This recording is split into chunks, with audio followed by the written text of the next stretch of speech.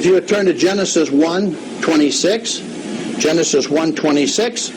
Oh, I have it right in front of me here. Okay. And it says, you know what it says in Genesis 1:26? This is prior to Adam. This is of the first world age, because we didn't get into the second world age till Genesis 2:7. Is this correct? When Adam was brought forth, it said, Yahweh is speaking, and he says, and Yahweh said, let us make man in our image. And they put man in, and they took Enosh out of the original Hebrew. Enosh. But the thing that I'm going to pound about here is that Yahweh said to somebody, because he said, let us make Enosh in our image. What is an image? An image is, say, a copy of something, okay? What is this right here? It's actually me. Okay, it's called a hand, but it's me. Is this right? This is also me. Okay, it's all me here. But this is called a hand. Okay? It's one of the most wonderful things that has ever been created, and how it functions. They can't get anything mechanical or electrical to even try and do what this can do, the way it's been designed, that Yahweh did. Okay, this is my hand. Mine. Is this mine? It belongs to me. It's attached. It's mine, right? No. Do you see an image? Yeah. Does it look like my hand? Is it my hand? No, it's not my hand. It's an image on the screen. Do you get it now? Let us make Enosh in our image. I showed you two of them with their skulls. The Negroid and the Mongoloid that was here prior to Adam. Though it kind of looked like our skull, and it had a nose opening and sockets for eyes. This is my hand. This is the image what kind of looks like my hand. But this doesn't have fingerprints like this does or whatever. Do you understand me? That's why he says in Genesis 1:26, and Yahweh said, let us make Enosh in our image after our likeness. Not the same, not the same. After our likeness, and let them have dominion over the fish of the sea, over the fowl of the air, over the cattle, over the earth, and over every creeping thing that creeps upon the earth. So Yahweh created Enosh in his own image. In the image of Yahweh created he him, male and female created he them. Why is that important now? We got to go back to verse 26. And it's Yahweh is speaking to somebody. He said, let us make them in our image. Who's the us? Oh boy, I can see wheels turning out here. Who's the us? The us were the Elohim.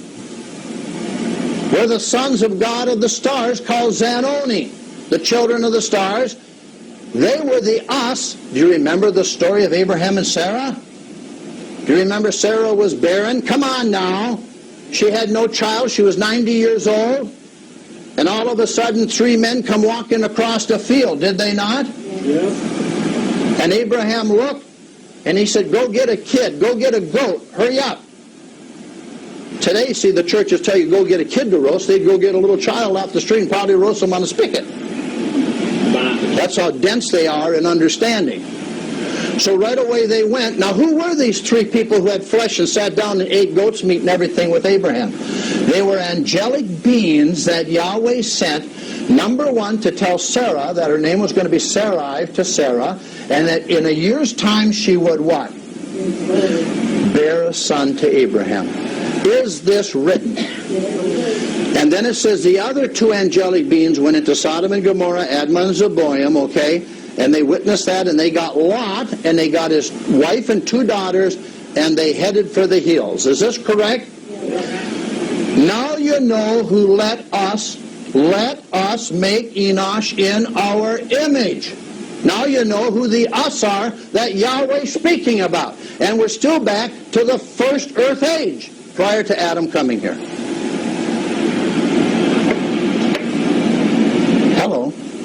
And you notice he also pluraled it the second time. He not only said, let us make Enosh in our image, after our likeness. Our is plural. This is very important. This is extremely important. Because if you don't lay the foundation and lay the concrete right, or have the steel rods in the concrete to reinforce it, to lay the foundation, when you start putting the walls up and the roof on, you might have some problems, or the concrete might crack if it comes under too much weight and too much pressure. Will it do that? Yes. Let us, and what? In our image, plural, saith Yahweh. This is before Adam was brought onto the earth, as Adam was what? What does it say in Luke chapter 3? And Adam was the Son of God. It doesn't say here that these are the sons of God, because they're only in the image. If you go on to read, it said Adam was the son of Yahweh God. He was the same flesh of flesh, bone of bone, blood of blood, spirit of spirit. And you'll notice he didn't breathe into their nostrils the spirit of life. But if you go over here to chapter 2 of Genesis, verse 7, and it says that Yahweh formed Adam from the dust of the ground and breathed into his nostrils the spirit of life, the Holy Spirit, the spirit of life, and Adam became a living soul. He became what was known as a human.